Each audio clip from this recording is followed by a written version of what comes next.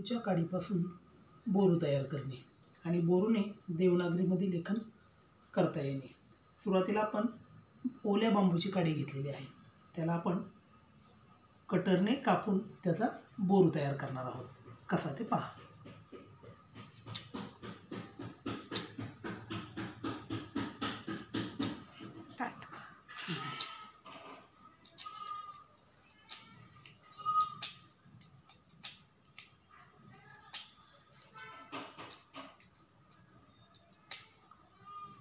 अशा प्रकारे काडी दोन्ही बाजूने कट करून घ्यायची, तिला तिरपा काप मारायचा।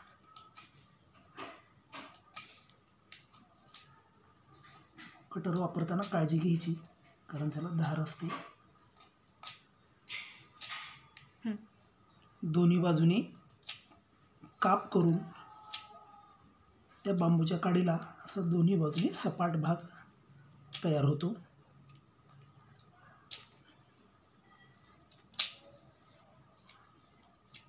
आता कापून झाल्यानंतर आपल्याला त्याला तिरपा काप मारायचा आहे। कसा तो पहा। देवनागरी लिपीमधला तिरपा काप आपल्याला याला द्यायचा आहे। बघा, आपण दोन्ही बाजूनी कट केलेला आहे। आता त्याला आपण कटरने तिरपा काप देत आहोत। बघा, तुमच्या लक्षात येईल असा हा तिरपा काप तयार झालेला आहे। आता याची जेवढी जाडी असेल तेवढ्या जाडीचं अक्षर आपलं येणार आहे। अशा प्रकारे हे वेगवेगळ्या साईजचे बोरू तयार केलेले आहेत। आता आपण पाहूया या बोरूने लेखन केल्यानंतर देवनागरीमध्ये अक्षर कसे येते ते।